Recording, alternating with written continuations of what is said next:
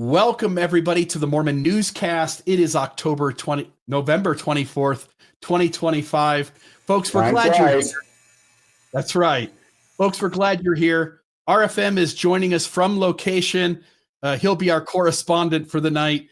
We've got a lot of great stories. I just want to say hi to you, RFM. Hi to you, Rebecca. Hope that you both are doing great. Yeah, it's Rebecca, all good. you should always go first because I have to unmute myself every time because there's a little buzzing that's going along with feedback from whatever in this this hotel room. So you go ahead and go first, please, Rebecca. Yeah, I feel like you look like you're in a bunker, not a hotel room. So, but I was in a hotel room the last two newscasts, if you remember. So I get it. Why don't you tell us how late you stayed up in Italy to be on the newscast? Well, in Italy, in order to be on the newscast, I jumped on at 2 a.m. That's how dedicated I am. I never get tired of hearing that story. Pancake makeup. This is what I want you to know behind enemy lines looks like. Go ahead, RFM. There's obviously a delay as well. Yeah, it's not pretty, but somebody's got to do it. So we're here at this hotel, and Wendy just came over exclaiming, not about the Holy Bible, but she found this. Do you recognize that? Have you been away from church so long, Bill? You must be at a Marriott. Yes, we are. And I told her, and I said, well, you know, Marriotts are Mormons, right? So I had no idea. So she, like 99% of the world, plus, did not know that the Marriotts are Mormons. They're famous Mormons, and they're famous for putting copies of the Book of Mormon. I wonder if there's anything inscribed in it. I was just going to ask you that. You know, there's an easy way to see how old this is. Let's see. This is commandment. Oh, no, that's the title page. It's the introduction that I have to look at. Here we go, the introduction. The Book of Mormon is a volume of Holy Scripture comparable to the Bible. Book is written, blah, blah, blah. There's someplace in here. I'll eventually get to it. But I wanted everybody to know that Wendy had found the Book of Mormon. I think she's getting closer and closer to the waters of baptism. That's my goal. This is what you call a long con. You heard that, LDS Church. Don't excommunicate him yet. He is still working on converting people. There are souls to be saved. That's right. Well, we have a lot. Might even be I was going to say, there might even be a brother of a member of the First Presidency. Yeah, we'll start off with that story, folks. We have a lot to go through tonight. We'll jump right into it. Let me actually take this one off and put this one up. So what we have tonight, folks, LDS Apostle's brother arrested for alleged child sex abuse. And RFM will be bringing us our lead story tonight. The next story is less conference is better. And Rebecca will be bringing us that. We also have the trifecta of things that happened this week in the big stories. Missionary age for young women lowered to the age of 18. We'll go over that here shortly as well. Next, shorter designer missions for football players. And then Mormon bishop gets 10 years for bribery. That's in the state pen, but not in the United States, that is. Next one is Idaho Temple uses new LDS temple building playbook. And lastly, we have a few smaller stories, and one of those is a new movie raises questions about LDS afterlife for women, and that will be Rebecca. RFM, if you'll take us into our lead story. Happy to do so, Bill.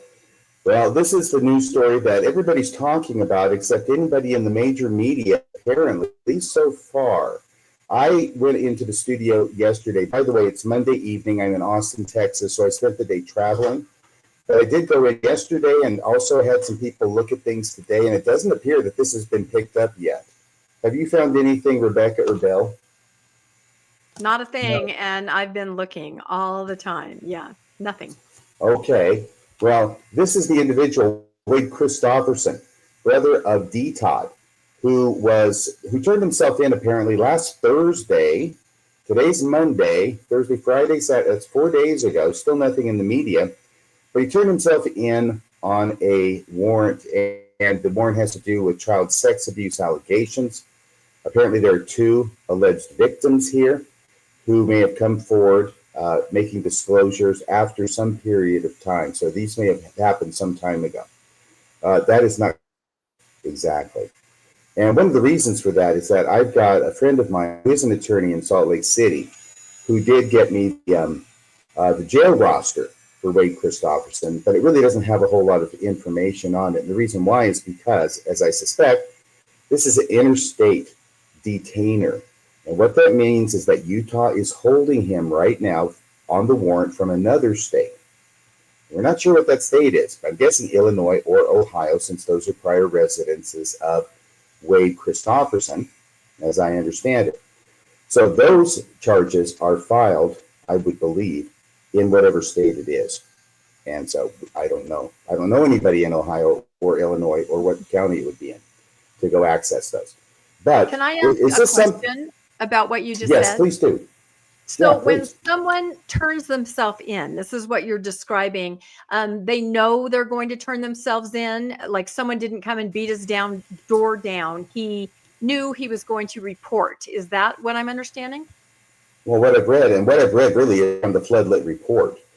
Now, understanding, I think this is legal terminology being filtered through someone who's not a lawyer and then trying to be interpreted by a lawyer. We always have to be careful and not draw any strong conclusions yet, except for the fact that this individual is Wade Christofferson. He is the brother of D. Todd Christofferson, and he is sitting right now in what they call Metro, I think it's a Salt Lake City jail.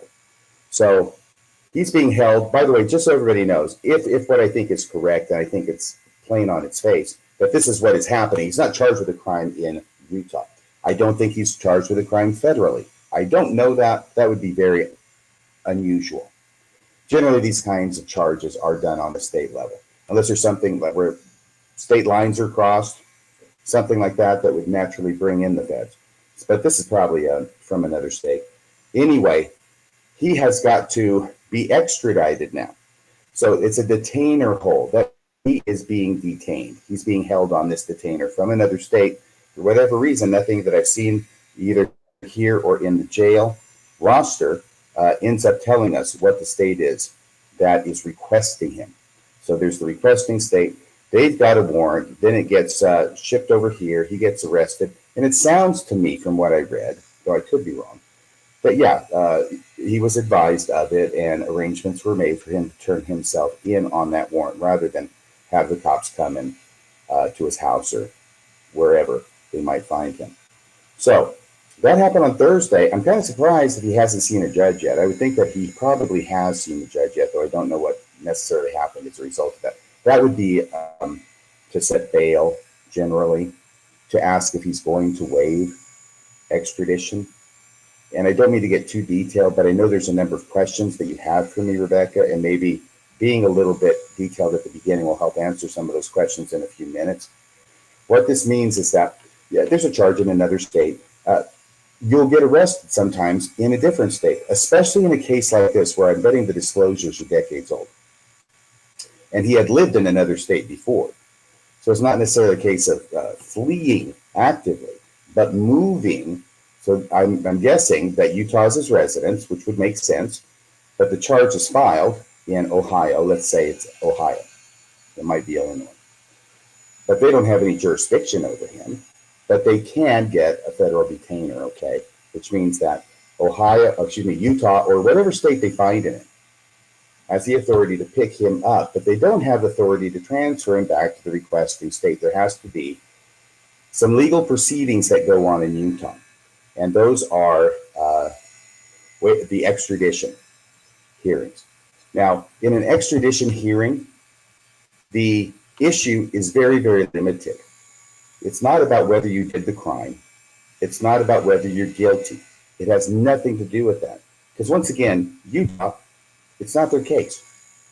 This is another state's case. Utah's holding them on this other state's case. So the only issue really, and there may be a couple of others, but they're so minor. The main issue at a extradition hearing is, are you the person that the state wants? Okay. Are you that person? And if you are, then you get transported back to the state so that they can deal with you. It's up to that state to do whatever it is they're going to do with him. Utah's just holding him for now.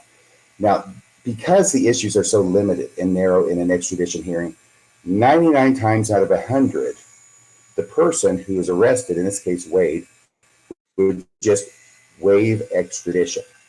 And you've heard that expression probably a lot before, waiving extradition. That means you're not going to put the state that arrested you through the hearing of determining whether you are who you are, because usually it's plain that you are who the other state wants. And now the question is what's going to happen in the other state. So then once that happens, one of two things can happen, okay?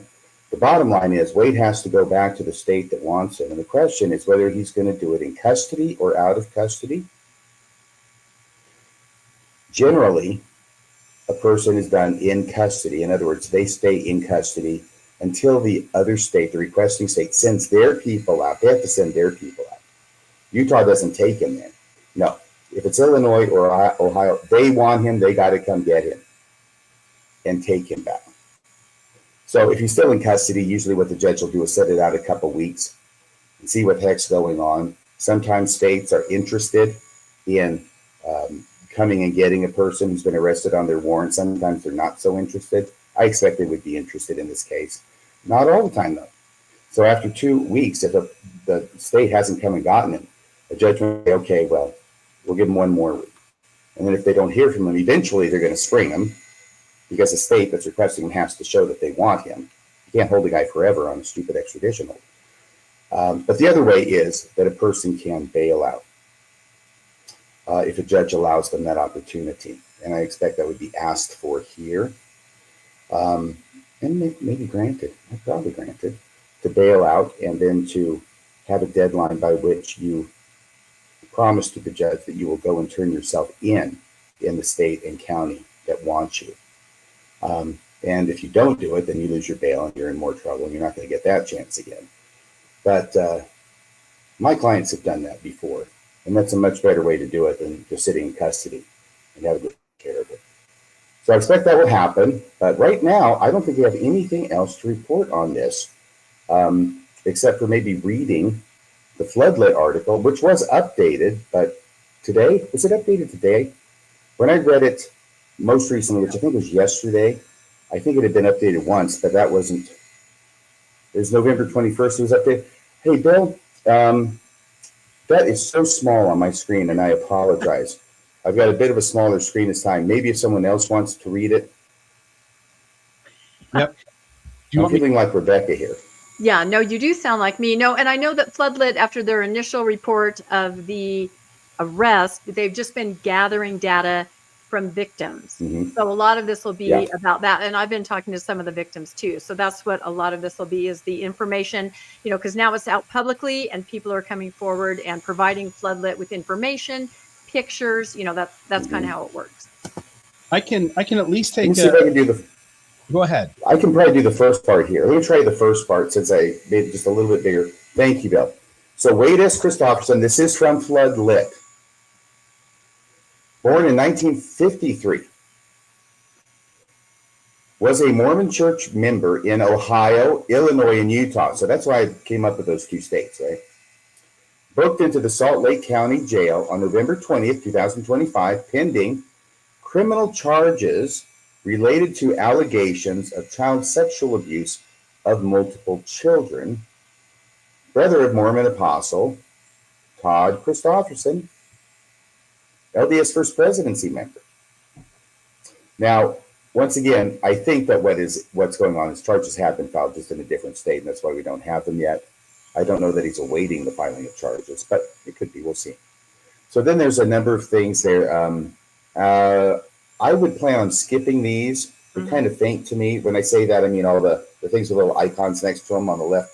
Bill, is there anything in there that you can see that you think is of significance? You, Rebecca, if you can see that. Yeah, that's just kind of their format, and they'll be filling that in as things come to light. But a lot of those, there's nothing to say yet because it's kind of new. The one that is interesting is it says alleged 7 victims. Mm-hmm. So it looks like, at least based on this Floodlit report, there are, as of right now, 7 victims who have been abused by Wade Christofferson over the course of his life. Right. And I don't know if it's changed, but there were 2 in the most recent charges, and there have been some in the past for which he received some church discipline and probably some legal discipline, one would think. I guess I don't know that for sure. Yeah, Rebecca, I saw that look on your face. Nobody else did because but I saw it, That is the interesting part, because then, of course, we would like to know, what callings has he held? what was his role when some of these things happen. And I have the ability to provide Floodlit with information on callings that people have had in leadership. Interestingly, it seems to there's nothing there prior to 2000, and that's unusual from my source. Usually they can go back as far as they can. So I'm not saying why, I'm just saying that doesn't exist right now. But the interesting thing is that, and this is corroborated by people who lived in the stake or the ward, it seems like there was some discipline in the early 2000s, could have even been excommunication. And it's true, he did not have a calling for a number of years, according to my source. And the discipline had to do with this same kind of allegation, alleged, child sexual abuse. Now, I didn't see anything about actual being arrested. So that maybe says to me, was he just disciplined within the church and it never went farther than that? The really disturbing part, however, is that, these allegations, victims, 7 of them, and then he's disciplined. Then he's put into 3 bishoprics going forward as a counselor with access to children. And that's the part that I think everybody's curious about, how someone with that alleged record who had been disciplined then found their way into a bishopric. Yeah. By the way, first off, before I forget, I want everybody to know that Rebecca Biblioteca has been doing so much research on this that she's feeding information to Floodlit to put up about this case and about Wade Christofferson. So bravo, Rebecca. Yeah, it's something. Yeah. I have no idea. There's like a 5-year gap in church callings that's present here. And when is that? Is that from 95 to 2000? Do you have that in your... Yeah, 2013, I think, is the next time when he finally came back. So it was a sizable gap. But like I said, so was it 2008 to 2013? Yeah, I think so. Victims said that he was in leadership prior to 2000 when some of these things happened, I think, allegedly. I keep saying allegedly. And then, but no records of those callings. So we're not sure what happened. Anyway, the bottom line is, somehow, in these leadership positions again after some form of discipline. So that's of concern. Right. And that was the thing I want to make sure I said, was to give you credit for that. But also it's important to note that the church has this fundamental misunderstanding of sexual predators and child sexual predators. And they think it's like stealing. Or it's like, I don't know, something else that one can change one's ways and turn over a new leaf. But you can't here, okay? And anybody who's been sexual deviancy therapy understands that they're never cured. I mean, it's like Alcoholics Anonymous in that way. You have to understand you're never cured. You're always that way, and you have to structure your life in such a way as to not be in a position where you could do something. So kind of virtue signaling forgiveness. I mean, you covered this in the King County case, RFM, where people welcome back in, plead, let him back in, and then the same thing happens again. But you're so proud of yourself for being forgiving. Oh, I'm sure they are. I'm sure they are, and they prove their allegiance and their virtue by sacrificing their children upon an altar. Can we just note, too, that to the LDS Church, if you're watching, of course, at least the SCMC is watching, can you just recognize discernment doesn't work? It doesn't work. And you're going to keep continually putting people who are a threat to children and vulnerable populations, you're going to keep putting them in leadership positions until you take a stand and go, discernment doesn't work. And as RFM is pointing out, these people can't be rehabilitated generally. And until you get to that spot, you're going to have to deal with these kinds of cases over and over again. And to the members of the church, just recognize this is not a church that protects you from abuse. This is a church that puts you in situations where abuse can very well happen. Another component of this, which should be in church training for all leaders in the church, at a minimum, is that one of the things with child sex predators is that I believe studies that of all the things in the world that it's hardest to admit about oneself, this is number one on the list. It's like the other lister says things that people are scared of. You've got a bunch of things, and you've got death. And then above that, you've got public speaking. Well, this is the hardest thing to confess about oneself. And I think one can understand why. And so very, very frequently, my experience has been that predators, when caught, will deny and minimize a great deal.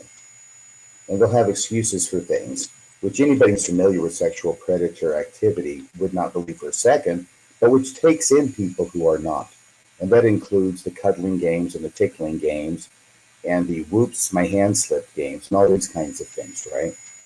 So when you couple that with a church that maybe thinks forgiveness of a child sex predator means putting them back in a position where they can predate again, and wanting to be taken in. You want to believe this guy. You don't want to believe it. I mean, especially Todd Christofferson's brother. Are you kidding me?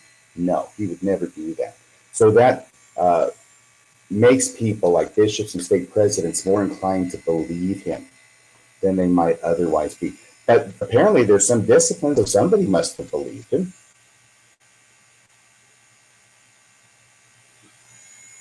Well, if there's discipline, somebody believed him. Yeah. But not enough. Not enough to then not let him back into 3 bishoprics. And I was thinking, I think 2 of those, or at least one, he was the second counselor over primary, meeting with the most vulnerable. I mean, right.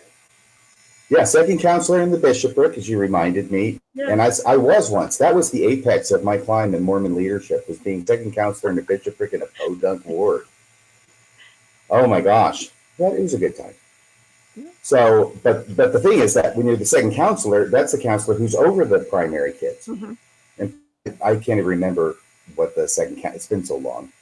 But you reminded me, so thanks for that. And so if you make a guy who's been disciplined, apparently by the church for like 5 years, it sounds like excommunication to me and serious, and you let him back in and you put him in a position where he's over kids, that's crazy. That's crazy. Do we know if the abuse happened within a church environment or not? Not that it matters. We don't know anything about it yet. What we do know is... if you're asking about the prior abuse, I don't know about that either. That's a good question. Do you know anything about that, Rebecca? Yeah, I've been talking to a couple of the victims, and it does seem allegedly that it may be the access through a church setting, which makes sense. I mean, there's total access and trust. So this. And by the way, Rebecca. Yes. We're talking about the ones that he got disciplined for already. Yeah. Yeah, that's the one you're talking about. Yeah, these the people I'm talking to were going back to the 90s for this alleged scenario, and quite a long time ago. But now more are coming forward. And what's interesting to me is that people are pulling up posts from years ago. This was sort of a known scenario that allegedly this brother, people were talking about this. This was not as under the radar. This is not the first time these kinds of things have come forward. I mean, I guess there's really no avenue to put them out. Wade? What was that? About Wade? Yes, about Wade. Yeah, people are pulling up posts. Look, here's a post from 2 years ago where somebody said, this guy is this and he did this, allegedly. So, yeah, I think if you knew where to look, this information was out there. And you found his career was in banking, right? Yeah, I was able to find that out. And, I also looked up, D. Todd's resume, and he had been a general authority since the 90s. So the entire time that his brother allegedly was having these issues, he was in upper leadership in the LDS church, whatever that means. I thought that was just interesting to kind of compare the trajectory. So did you want to cover this one, Bill? I don't necessarily need to cover any of these. I just want these up on the screen. This is all of the documentation that Floodlit had.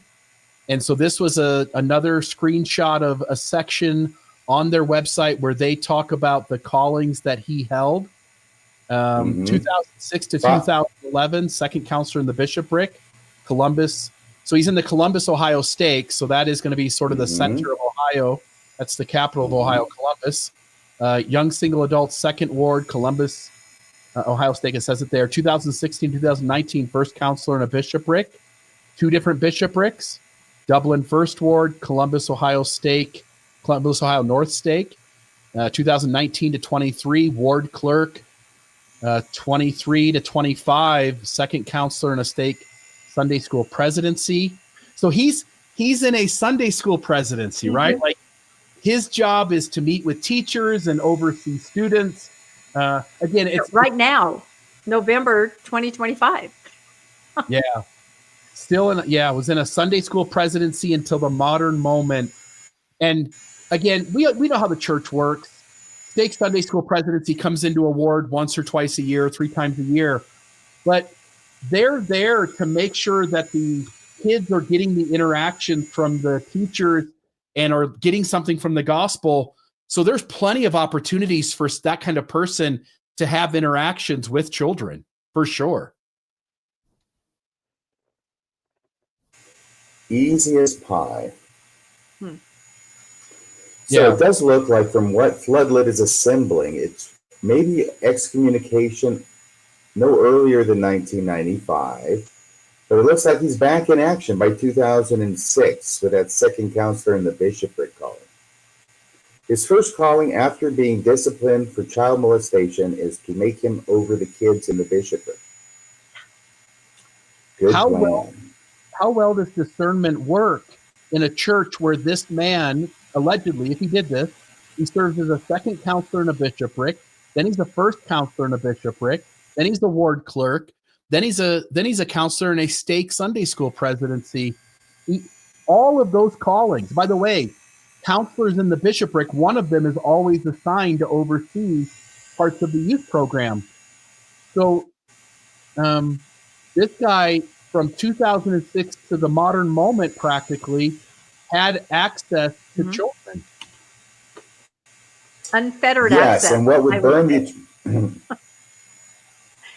would burn the church down is if he molested, abused a child after being disciplined by the church and then put into a position by the church where he could predate on more children.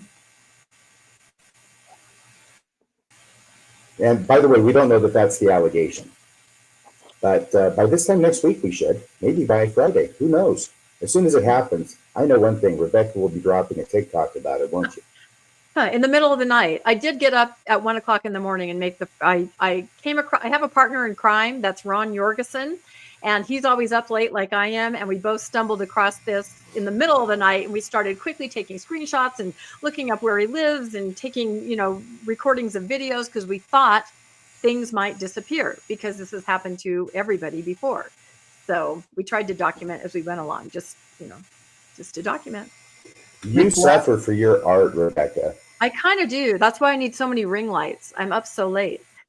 This last section, you guys were talking about this earlier. Why isn't there mainstream news coverage of this story? Do either of you want to say something about that? Yeah, that's the story about the story. And there's a lot of nuance to all of this. There is no coverage. RFM has looked, you've looked, I've looked, there is no coverage.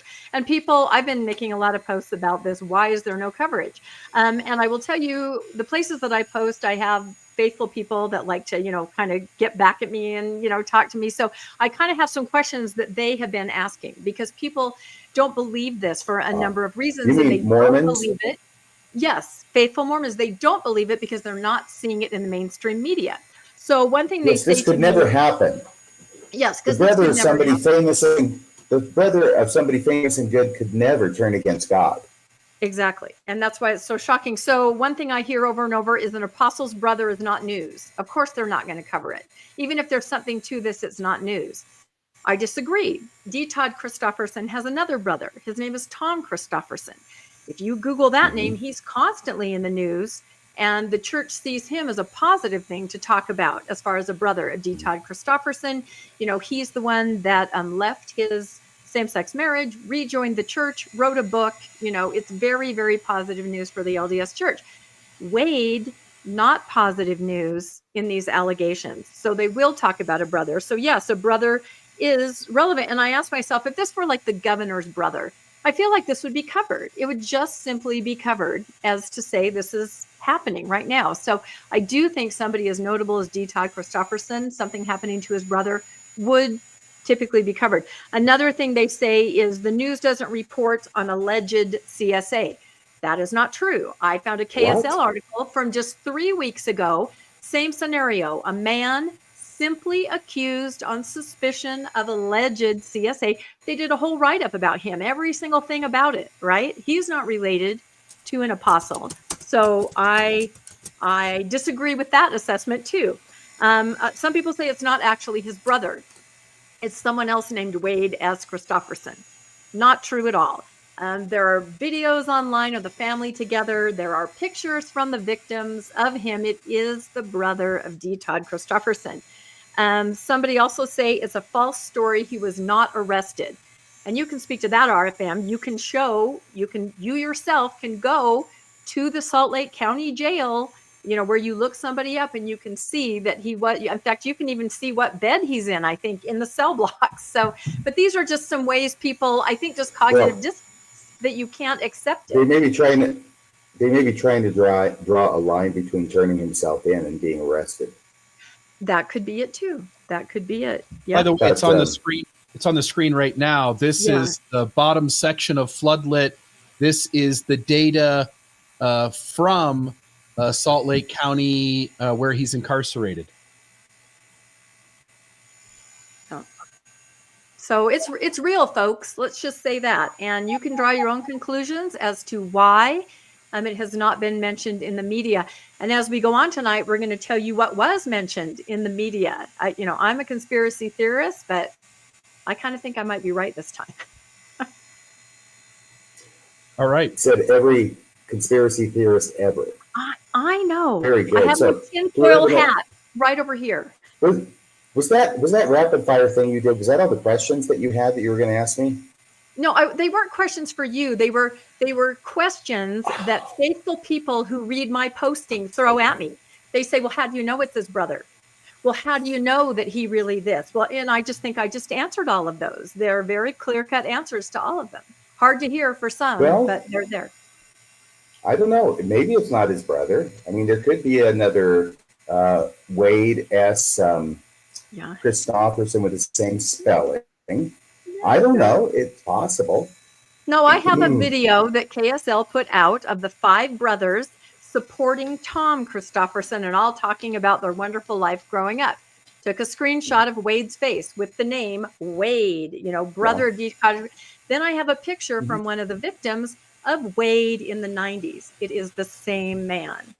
So I would think that if I were Wade Christofferson, and this wasn't I, but it was some other Wade Christofferson, I'd probably want to get the news out there pretty quick if that's somebody else.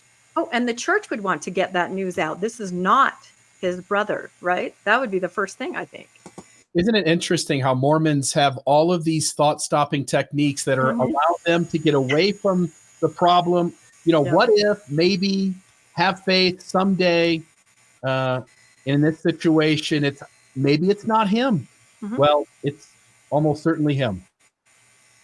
Well, the cognitive dissonance is stalling for time so that they can come up with some kind of a rationale that this won't blow their testimony apart. Because why should it blow their testimony apart? See, I'm already there. Well, why it should is not necessarily because of Wade, but because of his leaders back in Ohio. But that's a story for another day. We'll have to see where the facts go on that one. That's an interesting question. This is the jail booking form for Wade Christofferson. About all that's on there is his name, a few details, his age, hair color, eye color, etc., and exactly where he's located in the jail at this point. Down at the bottom it says, the offense state is a federal detainer interstate agreement. Hyper-technically, if anybody cares, that actually is a crime. Okay, so let me tell you what happens. Okay, when I was a prosecutor, and even after I left, the prosecutors would continue to do this. What you do is when you pick up somebody who's out of state and they got a warrant, you pick them up, but you're arresting them for the crime of a federal detainer. Okay, and I can't remember exactly what the name of that crime is up here. It's probably different in Utah, but there is a crime, and you're actually holding them on that crime. But you never prosecute somebody on that crime. It's just a mechanism to hold them until the state that wants them can come and get them, and then routinely dismiss that charge on which they were being held, that unlawful detainer or fugitive from justice. That's what it was. Being a fugitive from justice was a criminal charge in Washington that we would hold somebody on while the requesting state came and got him. Okay, so hopefully that answers all the questions. All right. Anything else? I think that's it. Is that it? That's it for me. Okay. All right. Let's go to the next story here. I'm going to mute you, RFM. You can just unmute yourself when you want to jump in. Thank you. All right. So here is, I just wanted to jump in here for just a second, Rebecca. Yeah. And this would be a great time to plug this. We have a post-Mormon celebration cruise that is coming up. We'll embark on the cruise on September 13th out of a port near Los Angeles, California. We initially reserved 50 cabins to try to put this together.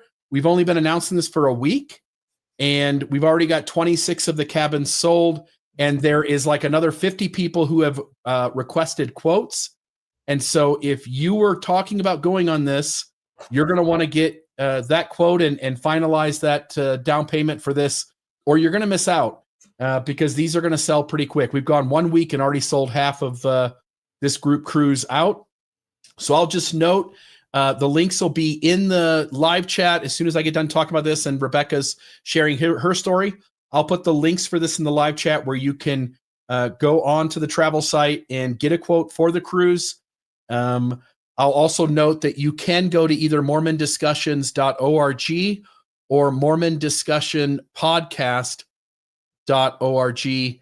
And on the top of both of those pages in the menu will be a Post-Mormon Cruise tab. If you hit that, it'll take you to a website that gives you all the details on this.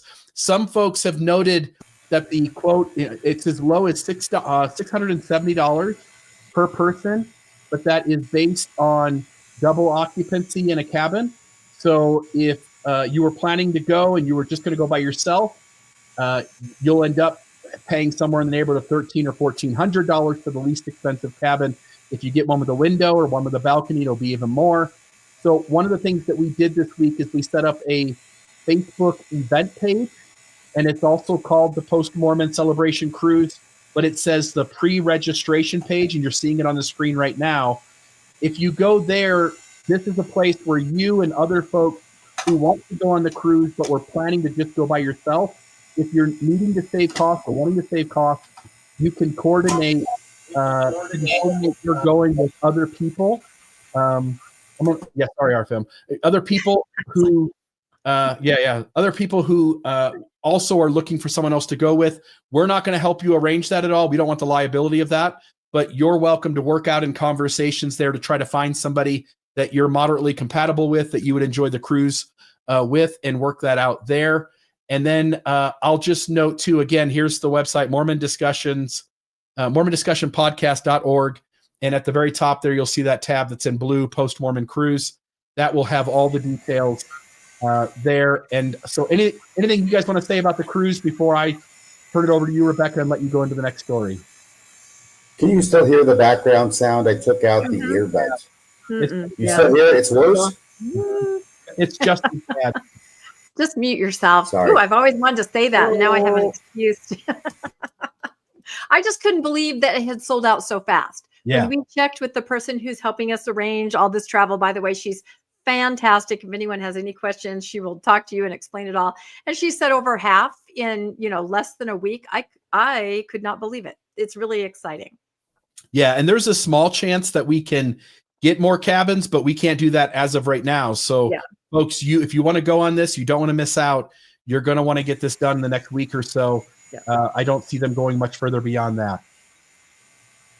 By the way, Bill, there was a TikTok video that somebody sent me and maybe it was Rebecca, maybe it was you, about some other people who are having a cruise and advertising it. Did you see that? I've seen other cruises in this space over the last month, but Wait I a second. don't know which one you're talking about. Okay, so neither of you sent that to me. I'll investigate. Okay, go ahead with the next story. Yeah. Okay. I mean, we've reported on a cruise with different faithful apologists and influencers that's happening around the same time, but I haven't seen a TikTok. So,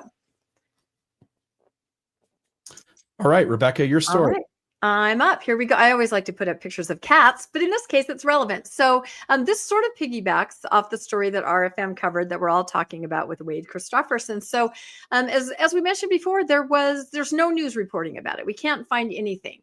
But there has been an awful lot of news from the LDS church that everybody is talking about, right? So I kind of thought, is this by design? Is there some kind of technique where this is what you actually do when there's news that you don't want to get out of there? So I asked the question, what do you call it when an organization puts out news stories that they know will get a lot of attention in order to detract attention from a news story they don't want to get any attention? And there's a word for that. This is often called dead cat strategy or dead catting. Now, I love cats, so I don't really like that word, but interesting. So it means a political tactic where an exciting, shocking, or controversial announcement is deliberately made to divert media and public attention from another, more damaging story. And this is why I asked RFM. This was not the police beating down Wade Christofferson's door. This seems to have been orchestrated that he might have turned himself in. People might have known this was coming. People might have had some heads up that this was going on. So Exhibit A, here we go. We have on the 19th of November, suddenly, church increases focus on 4 daytime sessions of general conference. They got rid of the 5th session. And that's what I'm going to be covering. But look at that. Within half a day, the 20th, Wade Christofferson, Floodlight reports on this. It's not in any other media. And then within another half a day, suddenly, and Bill's going to cover this, women can now serve missions at the age of 18. Like I said, conspiracy theorists. The news cycle is full of the missing conference session and women age lowered. That is all they are talking about. There is nothing else. So I don't know. Is dead catting going on? It's something we might want to look at. So let's talk about this story. I'm calling this the extremely complex history of the LDS General Conference Saturday session, evening session, and donuts. This is all seen kind of through the lens of donuts. Now, the reason I kind of started putting this timeline together is because in my mind, I was like, yeah, that session. It's changed so much, since I was a kid. Now, it was this and this and this. I tried to put it together. I made a giant whiteboard, and I realized I got angrier and angrier as I put this together, because this is a perfect microcosm example of how the church disregards and treats women.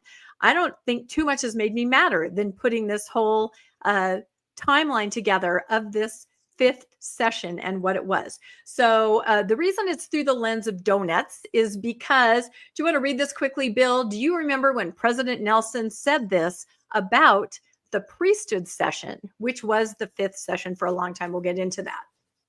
All right. Tonight, let me get rid of the chat there for just a second. Tonight, I'm attending with a son-in-law, and grandsons. Where are their mothers? Gathered in the kitchen of our home, of course. What are they doing? Making large batches of homemade donuts.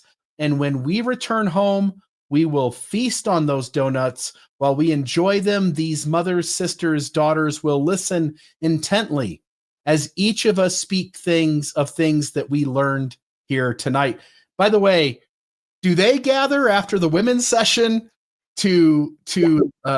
no, okay. All right. We're going to talk about that. Yeah, that's why I put this through the lens of donuts, and I just got madder and madder as I went through it. You guys are not going to believe this. Rebecca, does it make you feel any better if you know that never happened and he's just making stuff up, just like he did with #GiveThanks?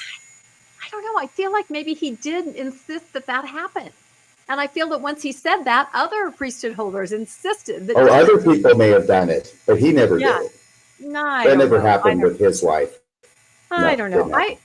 I'm not even kidding about a whiteboard. I had to make a huge outline. This session is batshit crazy. So pre-1977, we had frequent multi-day conferences, evening meetings, fewer evening sessions. It was just sort of loosey-goosey. You guys can pause on any of this and read it, but it really wasn't, solidified into a certain time. Now, 1977, okay, and I remember this because I would have been 11 or 12. Starting in April, the church standardized general conference. The Saturday evening session became the general priesthood session, attended by male members aged 12 and up. And I will add, this included donuts prepared by women waiting at home to hear what was said at the meeting. Okay, this is that era. And the General Relief Society and Young Women's meeting was held, again, sort of loosey-goosey, but it was typically the weekend before General Conference. It had nothing to do with the General Conference proper. It was just a meeting for women and for young women, if that makes sense. So that's my era. I remember that. You guys probably don't because you joined later. Remember my dad coming home. He'd gone to the session, telling us what had happened. So I'm calling this the donut making era, when women waited at home to hear God's word from their husband and their little boys when they returned from the priesthood session. And of course, I chose a 50s motif. So, okay, so that's what it was there. Now, flash forward to 2013. It was that way for 35 years, okay? I guess, yeah, that would have been your era. You guys would have been attending priesthood, right? And coming home to donuts and telling your family, right? No, that never happened anywhere, I'm convinced. But it makes a good conference talk. And everybody goes, wow, that just sounds heavenly. But again, you guys attended priesthood session where no women were allowed, and you went home and you told your female, your wife or your daughters what had been said at conference session. That's the point I'm trying to make. It's not about the donut. I don't think we told them. That was too sacred. Oh. Okay, well, that's exactly what happened. Wait, Bill, did you ever tell your family about what happened at general priesthood session? No, I never asked them, the women, what went on in their sessions, and no woman ever asked me what went on in mine. So that just never thank happened. God. Yeah. Because if we were being honest, we'd have to say, well, they browbeat us about watching pornography again. That's right. The little factory talk. We would all have missed and they said we should stop hitting you so much. Those are the two main things. Those are the two main things that they would talk about in general conference. Wow. Okay, then. So in 2013, women are no longer content to stay home and make donuts. We have Kate Kelly and ordain women is getting steam, right? And they are saying it's ridiculous that there is a meeting separate from men. They're getting separate instruction. They're being led by the prophet. We all, as members of the church, should be able to access this information, not have to filter it through our priesthood holder. So this kind of started to gain some traction. So the church is like, every time you see a light bulb, it's an idea. The church is like, I know what we'll do. We're going to have the priesthood session broadcasted. Like you can log on, you go to BYU TV so the women can watch and they can make donuts at the same time. So this is what happened in 2013. We're just going to broadcast it. Everybody can watch it. You can't go to it, but you can know what's said, right? That sounds like a workaround, perhaps. The women are having none of it. 2013, the women begin attempting to attend priesthood meeting, right? Shirking their donut duties at home. They are actually getting tickets from, men that also agree. They're going up to the door at general conference and they're trying to get in and they're turned away, right? Do you guys remember any of this? All in the 2013-14, it all happened very quickly. Of course I remember it. Of course I remember this. I was the one turning them away. No, there's something about like a big garbage truck. I was driving the garbage truck that pulled up and blocked them from going into the conference center. No, when I read about this, and I was nuanced, just not paying attention, had little kids, but this is a big deal. And it makes me think of Women on the Stand. Remember that little movement that kind of went, Women on the Stand could have become something like this, because you can see the church pivot and change based on what this group is doing. But Women on the Stand, they kind of fizzled. They did not do it. Okay, so women are trying to get in. Okay, so the church is like, they're trying to get in. They're not appeased by just being able to watch it on TV, separate but equal. So in 2013, the women's meeting now becomes part of General Conference, sort of.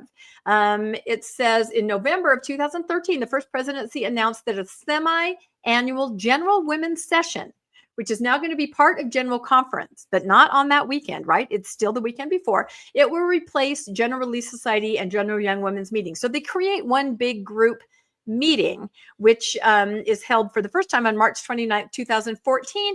And at this point, everybody from 8 years old and up can attend this meeting. So never thinking that women, adult women, might need instruction or guidance or inspiration, right, from their leaders, they lump them into the same group as 8-year-olds. So everybody can go, they can hear those nice little talks, and it's the week before conference, and it's just called a General Women's Meeting. So the church is thinking, okay, whew, we did it. We got it. We gave them something. They've got this big meeting. Girls, young women, they can all go together, right? And do a lot of shopping downtown. I think that was part of it, right? Make a day of it. Okay, so 2014, no, that didn't fly. The women are still trying to attend the general priesthood session, and they are not staying home and making the donuts. All these articles, and these are getting national traction as the women try to attend. They have tickets, they want to go in, and they're turned away simply because they don't have a penis. Let's just say that. So, can I say that on the newscast? I don't know if I can, but I did. Okay, so now we're going to go to, what year is this? Do I have a date up at the top? No, another idea, 2014. You know what we do? We excommunicate the leader of ordained women, right? That's the next idea. You know, they're still trying to get into conference. Let's excommunicate her. That'll work. I'm telling you, all these things happen within just like a year period. It was just incredible to see ordained women make a push and the church try to pivot. Not good enough, back and forth, but you know, they're having an impact because the church is being reactive. So they excommunicate Kate Kelly. And yes, this did kind of take the steam out of the wind out of the sails of ordained women. It was still there, but the PR was just bad. You know, people were picking up on the fact that they had excommunicated, you know, Kate Kelly, and all of that was happening. So 2014, it was huge front page news, including the New York Times, both for Kate Kelly as well as John Dehlin the following year. Yeah. Yep. It was huge. That's the thing. So while she was gone, it was such a mistake to draw attention to that, right? Because, you know, it got such negative PR. So then in 2014, faced with this negative PR, they're like, okay, fine. The women's meeting, even though it's a week before, is going to be called an official session of General Conference, still on the weekend prior, still able to make the donuts the next week at priesthood. And it's actually really interesting how this happened. I don't know if you guys know this. So it says the Church of Jesus Christ of Latter-day Saints has reversed course and officially designated the General Women's Meeting as at the opening of the Faith's semi-annual General Conference. It is the first session, right? The First Presidency has decided that the General Women's Meeting, I already just read that, sorry.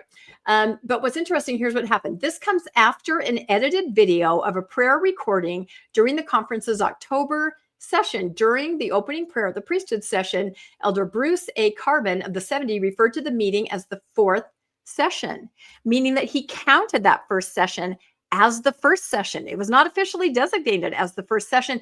And then you guys can pause and read this, but other leaders referred to that session as the opening session. So it was very confusing. They even edited it out of that guy mentioning it, that it was the fourth session. So public outcry, again, they're like, okay, fine.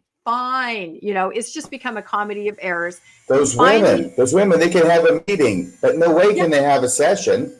That's exactly it. You hit it on the head. They can have a meeting, but it's not a session, to the point where they would edit out a speaker who alluded to the fact that it was an actual session. And even President Uchtdorf had said something about our first session. Everybody was confused as to what it was. So finally in 2017, the church announces changes to the General Conference meeting schedule. And this is when they have the General Priesthood and the General Women's. They are both sessions at conference, right?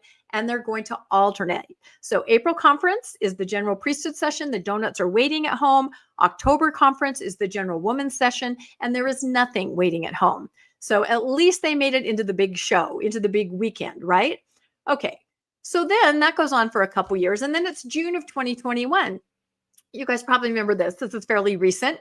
The First Presidency announces changes to to the general conference, including discontinuing no more Saturday session, right? Now that the women have one, we're just going to get rid of it altogether, right? We let it go on for a little bit, but now it's gone. Then suddenly, and I don't know what must have gone on behind the scenes, but it definitely left our heads spinning, like this picture here. 3 weeks later, the First Presidency announced that the Saturday evening session will continue, but it's going to be a new format, right? No more special women's meeting to show how important they are, with talks and speakers tailored to women and women's needs and women's concerns. Inspiration for women. No, now it is going to be a session just simply for adults over the age of 11. And the focus is you're supposed to bring your friends. So I thought maybe the friends could bring the donuts, possibly. It's an open topic, general audience, Saturday evening session. So that's what was happening from 2021 till now. Can I say something about that before you get to the punchline? No, please do. Yes, add anything you want. Because I had been watching this closer than most Mormons, but any Mormon who'd been watching, or any non-Mormon who'd been watching Saturday evening session of the last several conferences has had to notice that it's been withering on the vine. Yes. It was always 2 hours when I was going to general priesthood session, and even after they changed it here to make it just another freaking session of general conference, don't we have enough of those already? But they did that. It started with 2 hours. It started going to like an hour and 50 minutes, an hour 45. You were lucky if you get out of there in an hour and a half. And that did happen. I think it happened last time. It's happened more than once. In other words, they didn't know nobody cared about this anymore. It was obvious that they didn't care about it. They had made it into such a mongrel of a session that all they wanted to do was take it to the pound and get rid of it. Yep. No, 100%. I agree with you there. One thought about what they've done now, though, is that it gets rid of, talks from, random 70s, obscure people, more women, and you're just locked down into the apostles. So what they did do, and again, this is my conspiracy, a timely bombshell, no more Saturday evening session. They announced this on the 19th. I think it might have been to dominate the news cycle, but the church discontinued Saturday evening session at the buy-in. So it's gone. It's another idea. There's a light bulb. It is gone forever. It's not there anymore. And again, like I said, does that mean, no more 70s? Because some of those talks are actually the more interesting ones, right? You don't know who they are and they still have their personalities, right? And some of the women's talks, are we just now locked in to the general authorities and the apostles? So 2025, let's scrap the whole thing and everybody just go out for donuts. So I hope that made sense. But as I just watched the trajectory of women trying to say we need a voice, we want to be heard, we want to be paid attention to, and they just would not, you can have this session. It's out here. No, we won't call it that. No, I mean, it was pulling teeth until finally the PR was so negative and on a national scale that they had to do it. So I don't know, Mike, somebody said in the chat, I'm triggered. I was triggered by that because you could just see it in real time as you went through that trajectory. And I lived through all of it and didn't really see that that's what was happening until I put together this timeline. Historians will refer to the Saturday night session as the general priesthood. If we can't have it, you can't either session. That's right. I think that's it. So anyway, back to you, Bill. That's my story. If you have any comments on that. I don't. I will only say it seems quite obvious now, going from 3 hours of church down to 2 and everybody was happier. Now we're gone from 5 sessions to 4 and everybody's happier. It seems like as the ongoing restoration continues, Heavenly Father is trying to communicate to prophets, seers, and revelators that less church is better and less talking by prophets, seers, and revelators is better. So I don't know. Seems like a strange thing in 2025, but there we go. The next story. On both counts. What's that? He's right on both counts. Yeah. Well, think about it. President Nelson had a lighted pen, right? And he was writing and writing and adding things. President Oaks seems to have a giant eraser, right?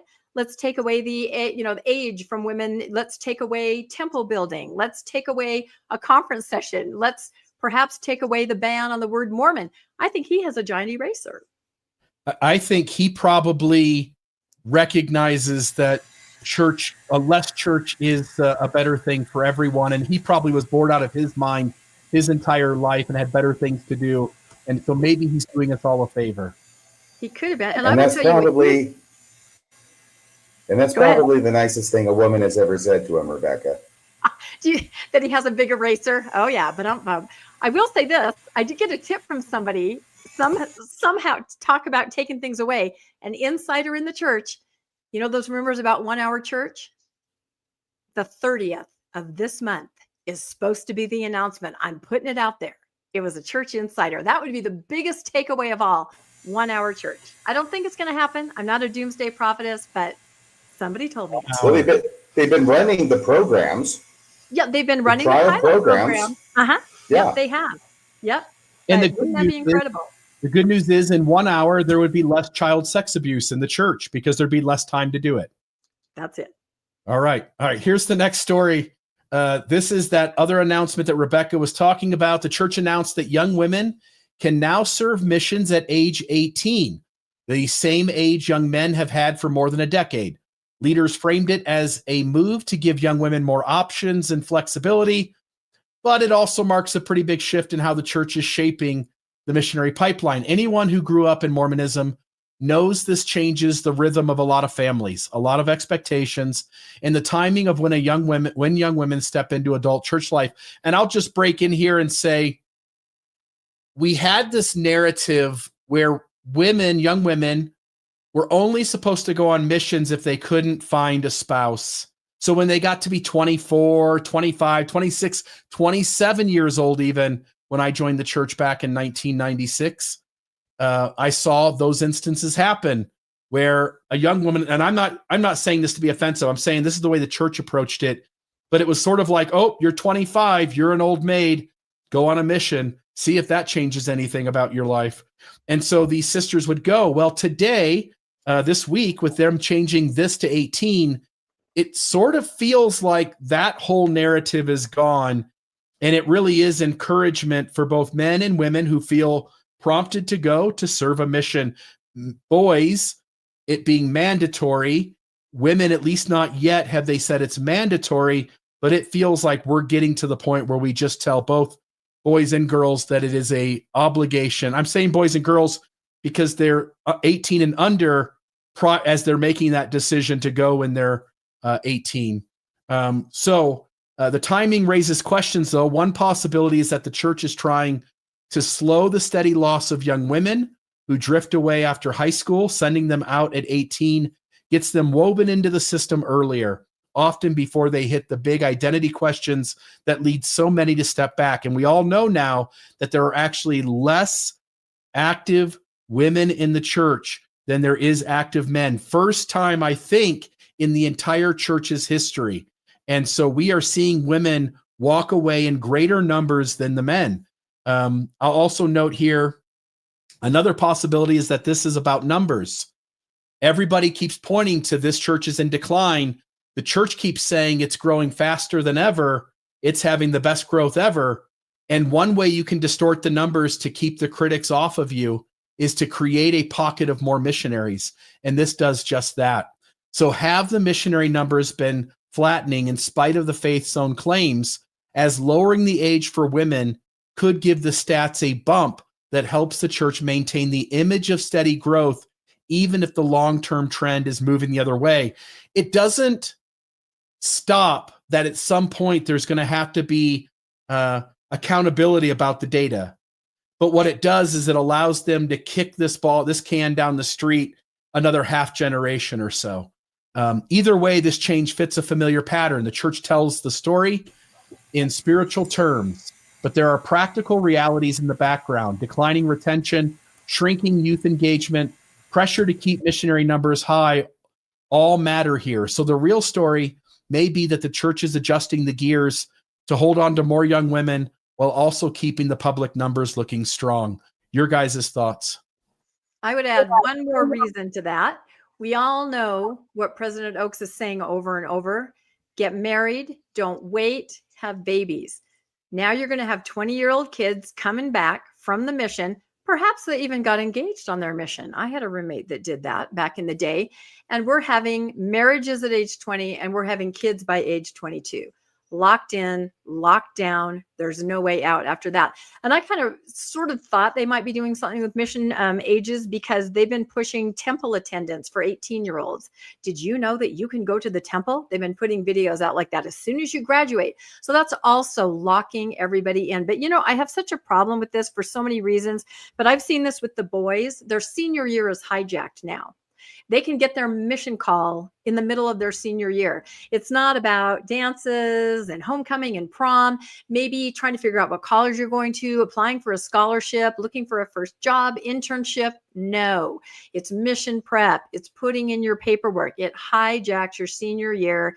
It's completely, it completely focuses on the mission. And now the girls are going to have that too. So you never have any of those other experiences that might expand your horizons a little bit, right? Apply for something, try something.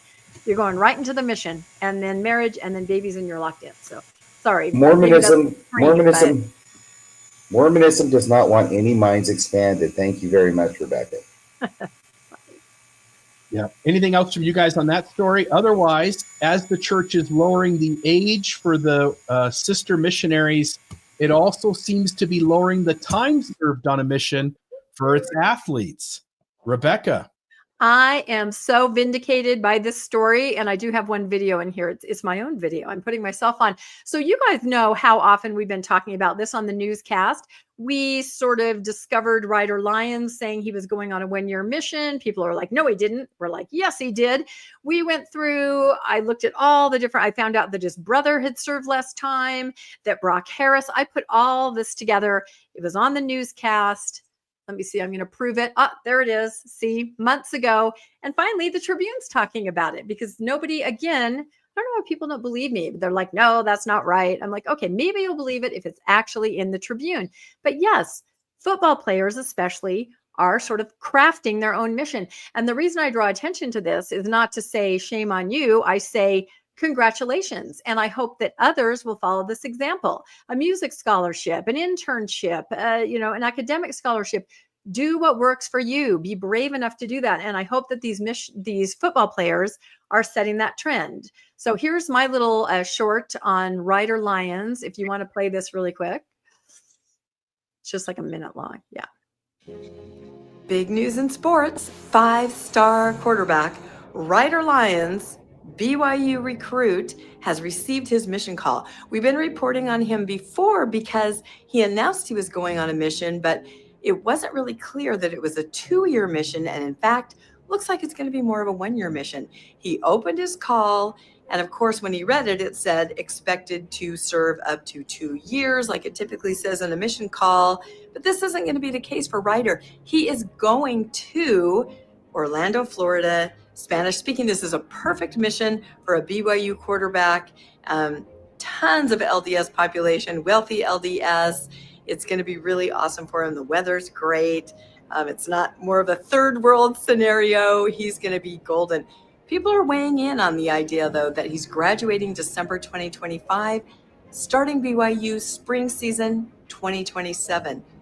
Flexible mission. Exactly. Flexible mission. That is what we're talking about. So finally, Rebecca? the news has been picked up on this. Yes, Rebecca? Arkin. Yes.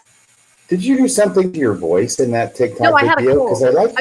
I was really sick, but even through I like that sickness and voice. laryngitis, I keep podcasting. I like that voice. It's kind of husky. It's kind of Really, like the Lauren raspy voice Bacall. like that. All right. I think Fine, I'll do it for you from now on. Okay. I think you should get sick more often, is all I'm saying. Well, no, Okay. I feel like I do get sick a lot because I'm up in the night, coordinating with Ron Jorgensen on who's doing what. Okay. All right. Let's go to the next slide and we'll move through this. So, okay. So this is an article about this. And it says, so I just explained to you how he opened his call, but then they're saying, but this is where he calls an audible. He intends to spend just 1 year in missionary service before returning to play football. And it says he isn't alone. People bug me and talk about me not going for 2 years, but I could just not go at all, says Brock Harris. This is a huge recruit for BYU, a star tight end. And he says, I'm still going out there. I'm still sacrificing time. I could potentially provide for my family with football, and I'm giving up a whole year to go and spread the word. So that almost sounds a little defensive. It's like, I'm going to do what defensive. It sounds offensive to me. That sounds I was gonna offensive to a say, guy who yep, served sounds a 2 little years who didn't offensive. have like a football scholarship. I'm just one of the Exactly. unwashed masses who doesn't have any clout to bargain with, I guess.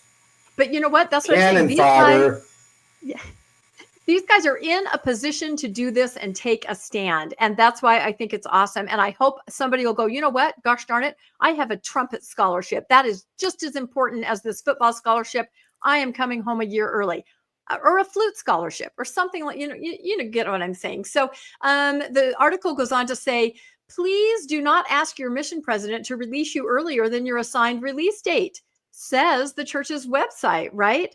But in an era when top college athletes can make millions, at least a few have felt empowered, and that's what I'm talking about, to redefine the rules. And of course, I had to make this meme where the guy goes, can I have my passport back? I think it's time for me to peace out. So I think that the negotiating happens before they ever meet their mission president. Do you think so? Oh, yeah. They got set in stone before they go to the MTC. No, of course they do. And hold on, I'm going to pull up the slides so that I can read them a little better here. So, because unless you can make that a little bigger. So we're talking about Brock Harris. And this, I think, is one of the most revealing things that was said. Hold on, let me get over here. Or I'll just squint. Wait, I know this guy. I think I know this guy, Rebecca. Yeah, exactly. So that looks like me. This is Brock Harris. He says, I didn't want to step away from football for 2 years and regress physically and risk further, what does that say? Gosh, earning power. BYU head coach Kalani Sitake acknowledges, here's a really important thing, acknowledges that return missionaries typically come back so physically unfit that they have to sit out for a year, sometimes 2 years before they are safe to play football again. Did you know that? I've never heard them admit that. I've never heard them say that. That sounds exaggerated. I don't think so. Are you saying in a whole year you can't get fit to play? It takes 2? Come on. I don't think about a mission. I mean, if you're not allowed to keep up the rigorous physical schedule that you had, you're not going to be fit, right? So when Harris committed to BYU, he still said that he wanted the missionary experience. He talked to a lot of other guys on the mission that are going on in the team that are going on missions. So he's like, I still think I want to do this. So Harris had helped recruit Lions, who we talked about before, Ryder Lions to the school. And Walker Lions, remember we discovered this, the older brother had done that, just gone on a 1-year mission to Norway. A lot of people didn't believe me about that. I had to pull up Instagram posts. Here's his farewell. Here's his return, So Ryder Lions, he just came right out and said it. I'm going for a year. And when Brock found out about this, he said, well, I could do that, right? When Brock Harris found out, he said, his dad said, yeah, you can go on a 6-month mission and say, I'm done. It is your mission. So even the parents are on board with this. Isn't this interesting? I just find this so fascinating and so different from what it used to be like. So let's see. Yeah, just going on to kind of talk about the fact that they're saying, you know what, I could just not go at all, but I'm going to go for a year. This is what fits into my schedule. This is what works for me. Even the dad said he knew there'd be criticisms from certain corners of the church if his son went down the 1-year route. This is Brock Harris's dad. He told his son not to worry about it. This is his life and his own expression of his faith, right? That's a very dangerous thought, isn't it? There are some Puritans that have criticized him. It's none of your business, Todd Harris, Brock's dad said. They aren't in any position to judge the kid. So this seems to be the wave of the future for the football players, right? So he was called to, guess where? Spokane, Washington, right? Spokane, that's a nice, safe mission for a football player. And he's going to serve and come back a little bit earlier. He says, no big deal. He does say, it's possible he could stay longer. Walker Lions ended up staying longer. But to me, it's just really interesting that these guys, they do feel emboldened and empowered because they're millionaires, right? They can pretty much do whatever they want. And I really hope that this helps others do the same thing. And I did have to include here really quick, when they do come back to the team, whenever that is, there's some things going on out there with BYU football. First of all, it seems like anytime they play a team, they make donations. Here's a huge donation to a food bank, a coat drive. I know in another place, they donated a GoFundMe to somebody who had been in an accident or needed help. But what still ended up happening? What does this headline say, RFM?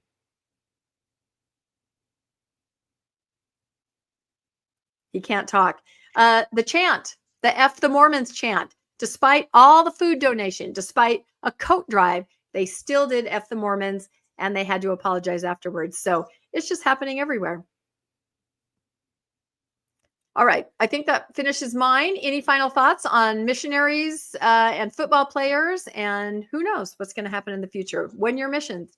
I think it is interesting, these kids do have enough money. And if the church were to be assholes to them, excuse my language, but if they were to be jerks to them, they're going to bring bad publicity to the church. The average person doesn't have that. And there is still a lot of shame and guilt for needing. You have to go on a mission. It's a 2-year mission. What would happen if young men just decided after 12 months to go home? If young women after 12 months decide to go home? The church wouldn't tolerate that, but it has to let these athletes do it because the publicity would backfire in their face if they did something about it. All right. If that's it for that story, then what we've got here is a former bishop in the UK gets in trouble because he's taking bribes from Russia in order to give good publicity to Russia within government speeches and other things. So here's what it says. Nathan Gill, a former Mormon bishop from Anglesey, and I don't know if I'm saying that right, and later a Reform UK politician, has been sentenced to more than 10 years in prison for taking bribes tied to Russian interest. Prosecutors showed that Gill accepted money to deliver pre-written pro-Russia statements in the European Parliament during 2018 and 2019. What makes the story stand out for people familiar with Mormonism is the contrast between his past as a local spiritual leader and the very public criminal actions, practically treason, I would think, that followed. I think that would essentially be what the charge is. The case makes it clear that this was not a misunderstanding or a paperwork error. Gill pleaded guilty to 8 counts of bribery, and investigators found he knowingly used his elected position to amplify messaging crafted to benefit a foreign government. For someone who once held the trusted position of bishop, a role that asked members to see you as an example of honesty and service, the shift to taking political payments in secret is a shocking reversal. The fallout has spread beyond Gill himself. Reform UK and figures connected to him are now under pressure to explain how a former church leader and public official was able to take money from outside actors while carrying the image of a values-driven family man. For many watching from the Mormon world, it adds one more example of how religious leadership does not match lived behavior. We've seen a lot of that tonight, and how quickly influence can be misused when personal ambition takes the wheel. What do you think? Former bishop in the UK, a politician taking bribes from Russia and then taking Russia's pre-written talks that makes them sound great and then delivering it to the rest of the politicians in political speeches. Yeah, you can't make this up. And I'm only sorry that it is in the UK. I think that's why it's not getting more play. This is a huge deal, and it just hasn't gotten, the attention that it deserves. But we're bringing attention to it. But yeah, it has not been on the radar as much, I think, as it should be, because it is a huge deal. Again, discernment. Oh my goodness. He was just doing some service for the Russians. He was ministering. He was. Those were his ministering brothers. That's right. Yeah, look at that. Well, there's that story. And then our next one here, I believe this is you, Rebecca. Yeah, I actually have some temple news, right? I haven't had a lot lately, and there's a reason for that. I talked a couple of months ago about the new temple, or as I'm calling it, the new House of the Lord playbook. And it's much more underground, right? Like mole people.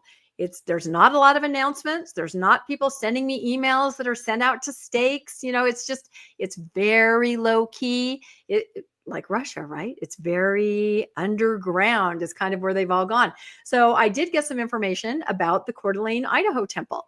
And it does confirm what I've thought is that they are kind of implementing different tactics to get these temple built, kind of insider, working behind the scenes. So this is a Coeur d'Alene, Idaho temple. A lot of people say, what? Why would we need one there? But that doesn't really seem to relate in any way to why they would build one. This is, of course, announced by President Nelson, and it was already, in the stages where it was pretty far along as far as planning behind the scenes. So they're going to go ahead with it. But it's going to be a 10-acre site. It's going to be almost 30,000 square feet. And it has a nice little pointy spire on it. I'm guessing it's probably like, 120 feet. That seems to be typically what they're doing. But what's interesting here, this is from, I believe it's from the stake president or someone high up in the stake. And this was on a ward website in the area. And it says, as many of you know, the Coeur d'Alene, city council meeting is going to be on December 2nd. They're going to be talking about the temple. Again, this is a zoning issue, right? They don't have quite the right zoning to be able to build it. And it says, if you are thinking about attending this meeting, please read this notice. It says, we, the church, actually have an entire committee dedicated to this process. Those on the committee have experience with all of it.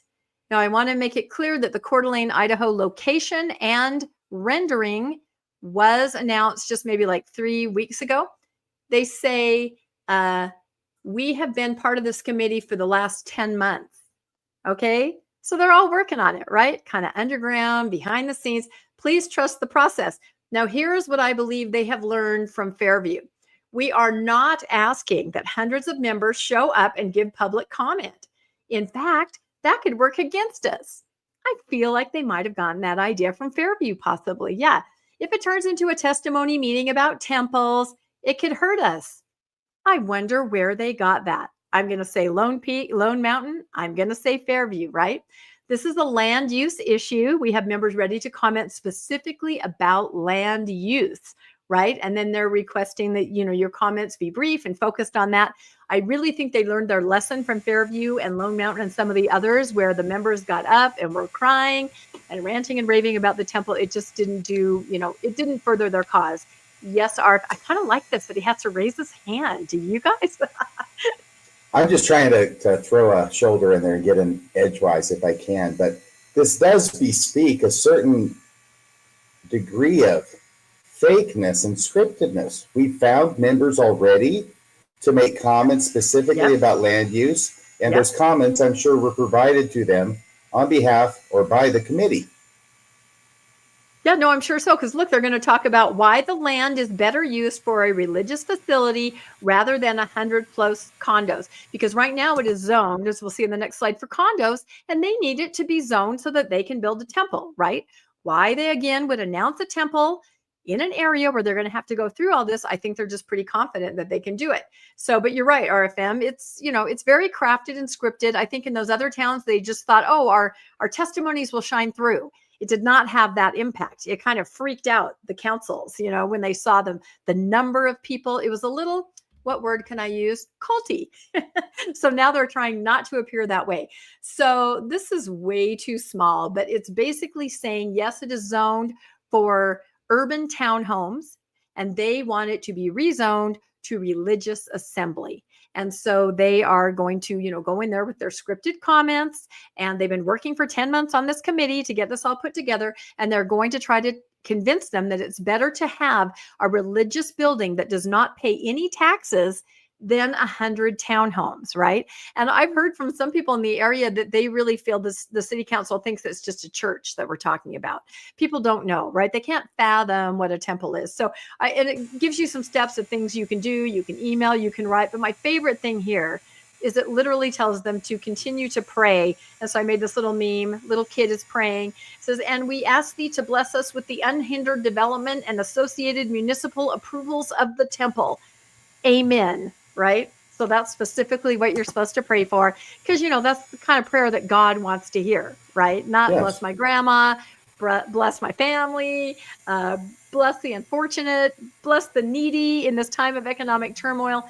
No, bless us with unhindered development and associated municipal approvals of the temple. Are you suggesting that the city council of Coeur d'Alene, Idaho doesn't know the difference between a temple and a ward building? No, I think they do now, because 2 weeks ago or 3 weeks ago, they finally gave the dimensions. But when they go in there and say a religious building, who would imagine that it's 30,000 square feet and it's this tall? In all the other towns I've worked with, there is a little bit of a learning curve when you just think, but it's Coeur d'Alene. Yeah. Yeah. It's Coeur d'Alene, is what I'm saying, as opposed to Lone Peak. Yeah. Or Lone Fairview. Mountain. Yeah, I don't know. I'm sorry, I just kind Lone of heard. Mountain. Yeah, I just kind of heard that they may not exactly understand what it is, but I think they do now. So we'll see. We'll keep an eye on this, and that meeting's on December 2nd. And maybe there'll be a recording. We'll see if they can stick to those specific comments about land use. But I definitely thought that what we've been talking about, this new playbook, I think we're seeing this in action, working behind the scenes, no public announcements too far ahead, a very quick announcement, and then let's just get in there. No more crowds, no more, crying and testimony. Let's just get this done. All right. All right. The next story that we've got is one that came up this week as well. First Latter-day Saint Chapel opens in Azerbaijan. And I'll just note here, I'm probably not saying that right either. This week, the church opened its first dedicated meeting house there, an overwhelmingly Muslim nation where more than 95% of the population follows Islam. It's located in Baku. The building was officially inaugurated in November of 2025, soon after the church gained legal recognition there in mid-2024. For local members, this is more than a new building.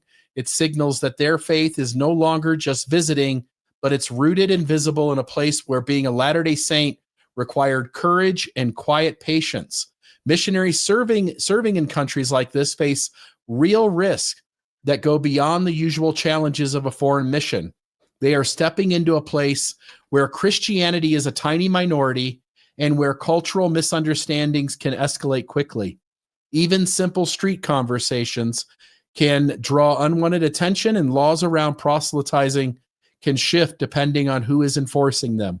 Missionaries have to walk a careful line between sharing their message and respecting local expectations, and the church has to be realistic about the safety concerns that come with planting a presence in regions where open religious activity is watched closely. You've said it a bunch, Rebecca. I'm nervous about naive Mormon missionaries in places where saying the wrong thing at the wrong moment at the wrong time can get you into some real trouble. What are your thoughts? Yeah, in fact, we did a story about that on the newscast a couple months ago, and I cannot remember which country, but they were just knocking doors. I showed a little video of these just scared little missionaries, and somebody had reported them, and the police came. I wish I could remember the name of the country. It was all over the news, but they just looked so lost, and one of them was on his phone, I assume trying to call the president. And I was just very angry when I saw that video. How dare those kids be put in that scenario? It just made me furious. They're doing what they're told to do. They may be culturally illiterate. We know they try to do a better job of preparing them, but do they really, And like you said, Bill, these are real world consequences. If you're just coming out of Utah and you're thinking, it's fine, I'm from America, it's not fine.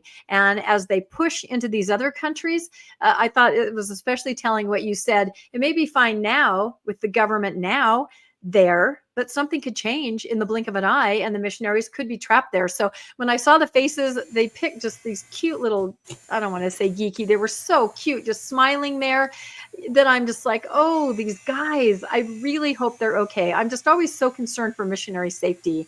They're so young, and now the girls are even younger. So I don't know. I get really worried. RFM, so the answer to the first question, the answer to your question is it was Malaysia. I was able to look it up while you were talking. Yes. And now we know that every time you call somebody cute, you actually mean geeky. Well, that's okay. Those can be, synonymous.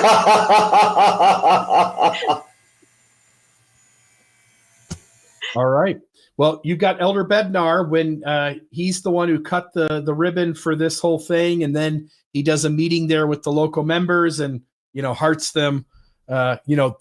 He's got that loving image. The closer he moves up to the top, I wonder if we'll start to see a facade of a tender side that he puts on before he takes over the leadership. I think this is an unusually candid moment for Elder Bednar, where he's bragging publicly about the size of his manhood. Oh my Yeah, that's Really? a guy like that. I doubt it. All right, well, let's move on to the next story. I just picture him like in the mirror before he goes to conferences. I've got to get that because people love that. I'm gonna do that. How does this look, Susan? Okay. It makes me look good. Yeah, Bednar is what he's so much younger seniority wise with those around him that he's going to serve a long time. He might even serve for all eternity. Yeah. And eternity also has to do with the next story that we've got. Yes, I'm so excited to report on this. And I do have a video. For some reason, it wouldn't let me really cut it. I wanted to start it at about 25 seconds. But if you think we can get away for playing a minute, I'd love to play a minute too. This is a new movie, and it is from A54, the same studio that brought us Heretic. They tend to like kind of do Mormon adjacent kinds of things. And this is going to open up a whole can of worms. I'm extremely excited for this to come out. I think it has already come out in some places, but I don't know. Do you think we can get away with playing a minute of it? It almost makes me cry, honestly, when I see this, what the story is here. Oh, I don't know. Bill is the guy who knows about copyright. I almost failed that class, but anything with Scarlet Witch in it, I'm up for it. Yeah, that's right. Let's try and play it. Let's see what happens. Okay, Here we go. let's do it.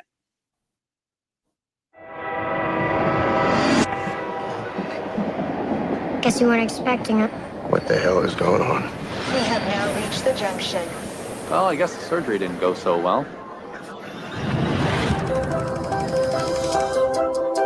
You've passed away, Larry. Who are you? I'm Anna. I'm your afterlife coordinator. That's not a job. And this is the junction, where you choose one place to spend eternity. You want a little sniffle? And who to spend it with. Joan! I was in bed and then I... You look amazing. I have shocking news. You're I'm dead. Yeah, how'd you know? It took him forever to figure that out. Excuse me. I've been waiting for this golden goose for 67 goddamn years. It's a lot to absorb, so I highly recommend just taking a deep breath in and out. Just breathe. I never dreamt you this clearly. You're exactly how I dreamt you. Oh, no. Who's this guy? First husband. Died in the war. Joan, you all right? Honey.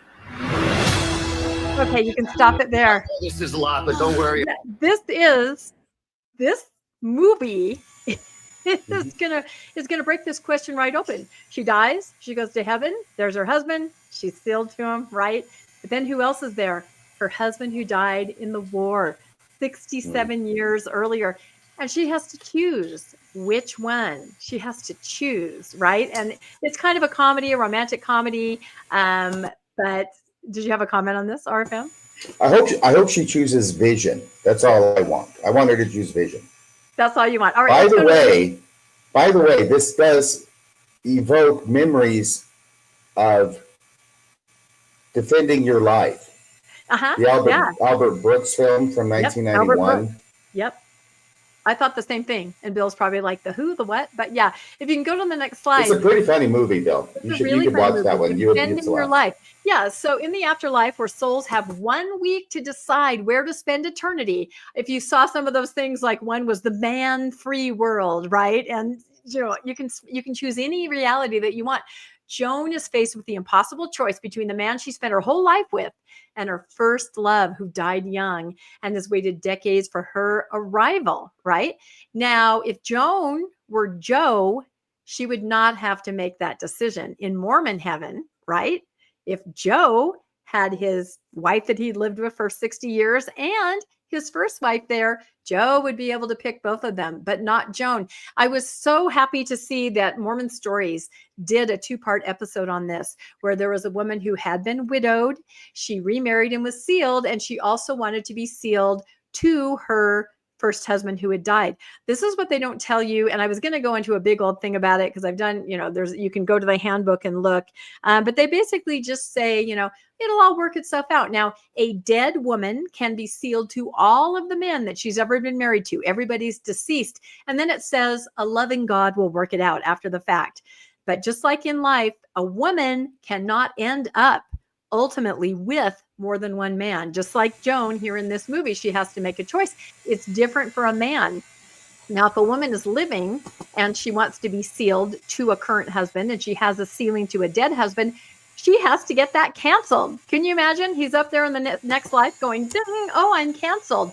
So it makes it very problematic for dating, as this woman in the Mormon Stories episode discussed. Very problematic for dating. Some people will not date a widow. A man does not have that issue. He can be sealed to as many dead women and as many living women actually as he wants. And then in the next life, I feel like just like on earth, he can be with as many as he wants. It doesn't come out and say a woman has to choose. But if you really look into it and you read between the lines, just like on earth, a woman is going to be with one man. It's not the other way around. So I love that this movie is coming out because I think it's going to raise a lot of questions in the LDS community, maybe make faithful women go, yeah, wait, how does that work? Why is there a difference? If you go to the handbook, there's a different set of instructions and rules for a woman and a man. It should not be that way. So I don't know. I'm excited for this movie. What do you guys think? It looks good. I'm excited to see it. Yeah, I think it'll be good. Yes. Ever since the church got to the point where it threw up its hands and said, seal them all and let God sort them out, it does not instill a lot of confidence. No. And there's no point then to restrict women in a different scenario than men if it really is God will work it out. There's no point. And it causes so much harm here on earth, right? So many. I mean, I know so many scenarios that people have shared with me. You're connected to this person. You have to get a letter out of the blue that says, hey, your ex-husband wants to be sealed to, you have to, it's so triggering. There are so many different scenarios. So don't even get me started. But anyway, everybody go find that. It should be in regular theaters and report back. Let us know what you think. So Rebecca, if you're ready for this, but I don't know if you are, but Bill and I both found the TikTok that you had sent both of us like an hour or two before the show. Oh, that dear. deals with some other people doing the advertising for their cruise. Is this ringing the bell now? The one that you said you didn't remember? Well, no, it's not a cruise. I don't think. Were they advertising their cruise? I thought they were just dancing. So I think they're just dancing. Yeah, they're just dancing. Looks like it's taking place on a cruise ship. Remember, these guys all got together for some apologist cruise. And I think because they were all together on a cruise, they're dancing. I know if they're on a cruise. Do you think they're on a cruise? I thought they were at a podcast, a faithful podcasting forum. They're somewhere. I think they're at the stairway on the Titanic in this. Watch this. Okay. I mean, it starts out with the Secret Lives women, but then it goes into all your apologists that you're going to recognize. They hit a huge.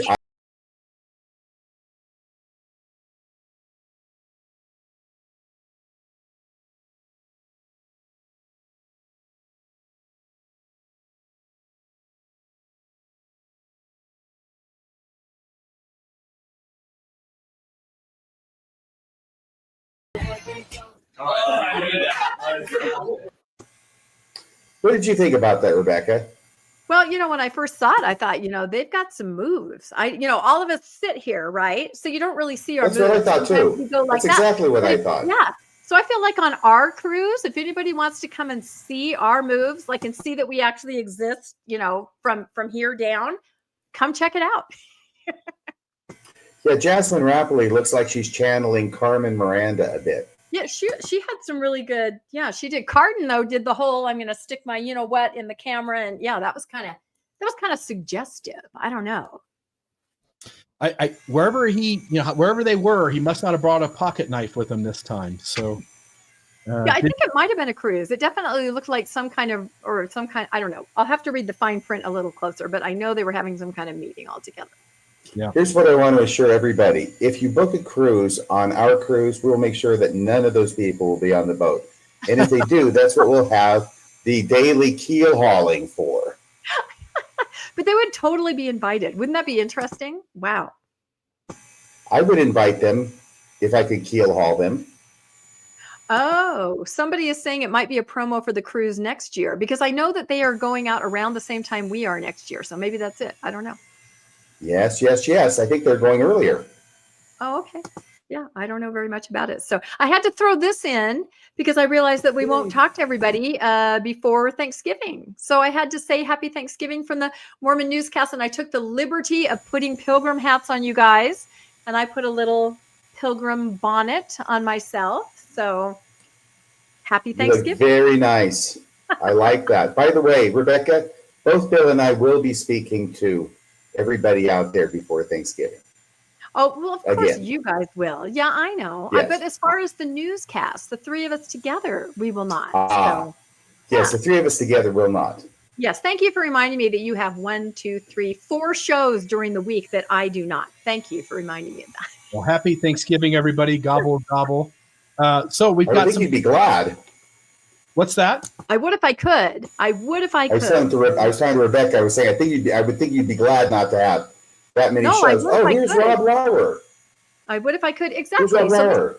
this is what I have going on. And I did tape this in Italy. So it has a very funny background. I had to get up in the middle of the night to connect with Rob Lauer. But you guys probably know another film that has come out from Angel Studios, and that is the Helmut Hubner story, right?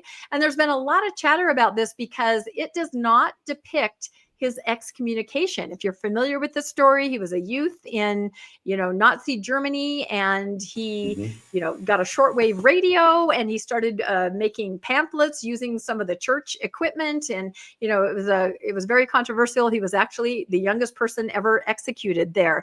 And the movie, people, especially on the post-Mormon side, are kind of concerned they're not showing the whole story. They are not showing that he was actually excommunicated, from his branch for speaking the truth. So there's different ways to look at this. And Rob Lauer, of course, he knows everything about it. And there's also a play about Hubner written back in the day at BYU that caused a lot of issues for the LDS Church. In fact, after they saw it performed once, banned it and forbid the playwright to ever give the rights to anybody else for decades. Now, I've seen it, and it delves more into the branch, the ward, the LDS angle, and the excommunication. So Rob's going to talk about all of that.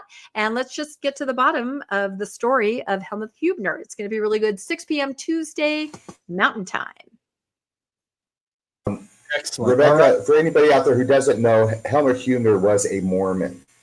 Yes. He got excommunicated from the Mormon church by the Mormon leadership because he was being vocal against Hitler, and he's drawing negative attention to him as well as to the Mormon church. So they excommunicated the ward him. was concerned. And then he got executed after he was arrested. Yeah.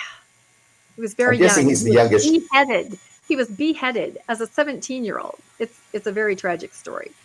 I'm guessing he's the youngest German who was ever executed. Yeah, in that Nazi country. Germany, if he's the youngest. Okay. Yes.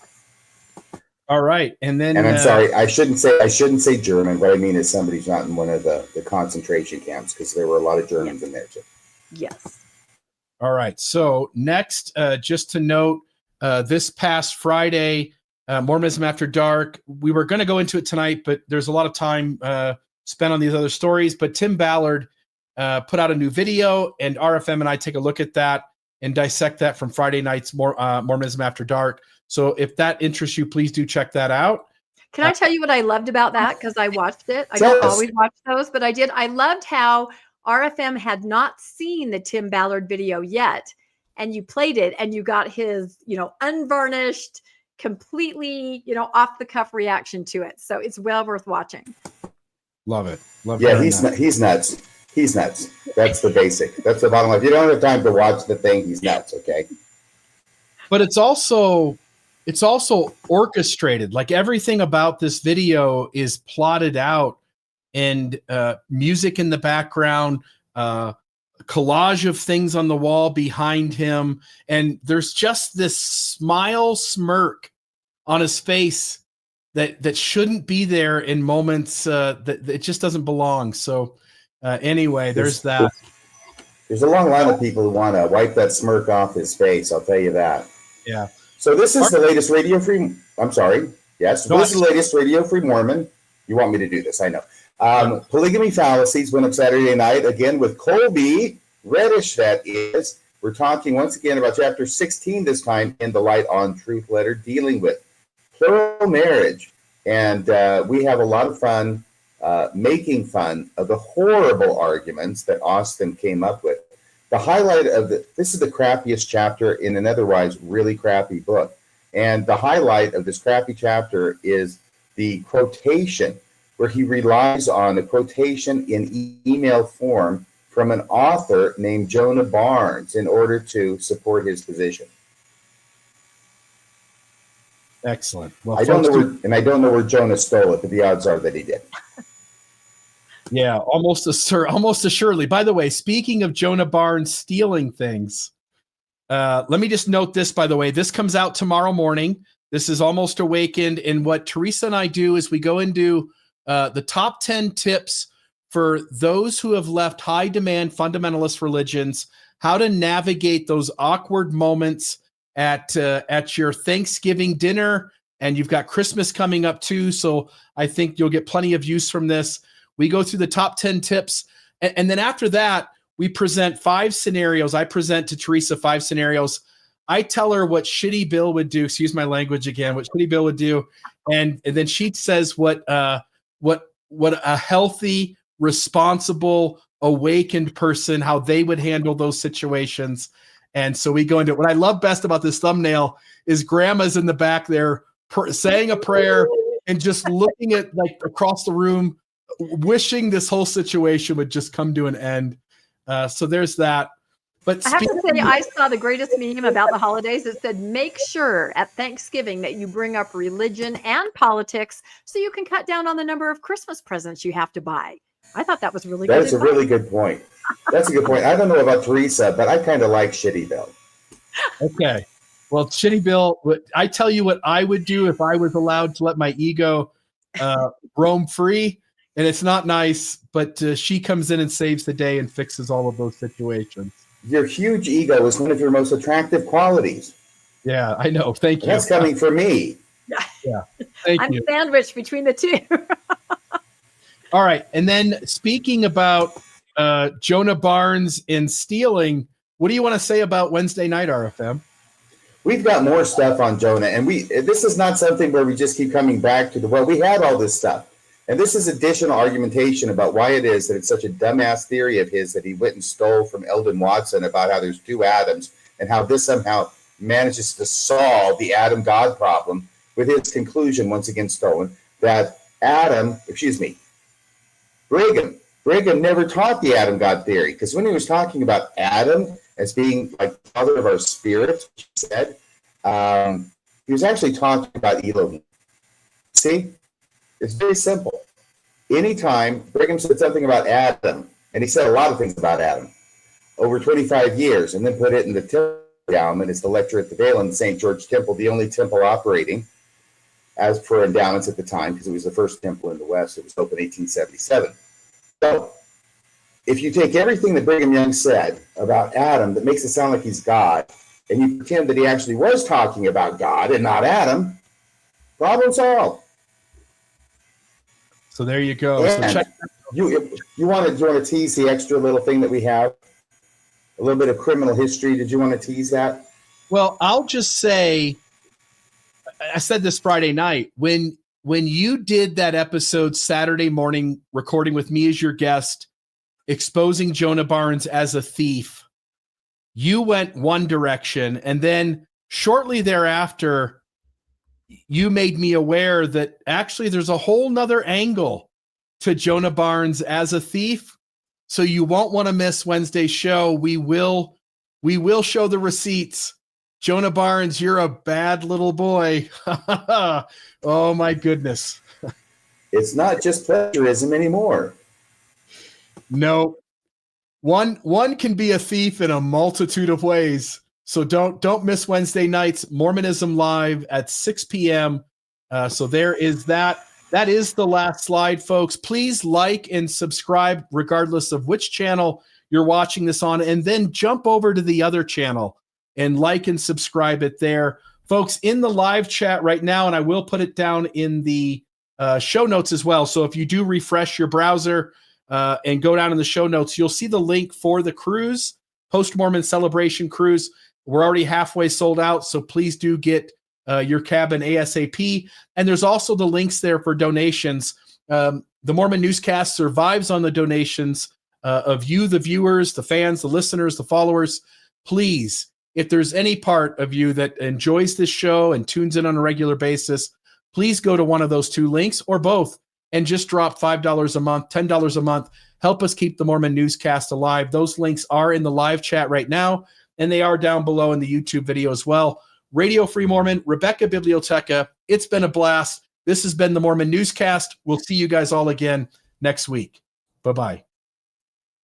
That's a wrap for this week's edition of the Mormon Newscast.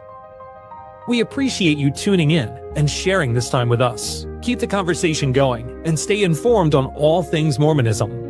Until next week, wishing you peace and joy. See you next Monday at 6 p.m. on the Mormon Newscast.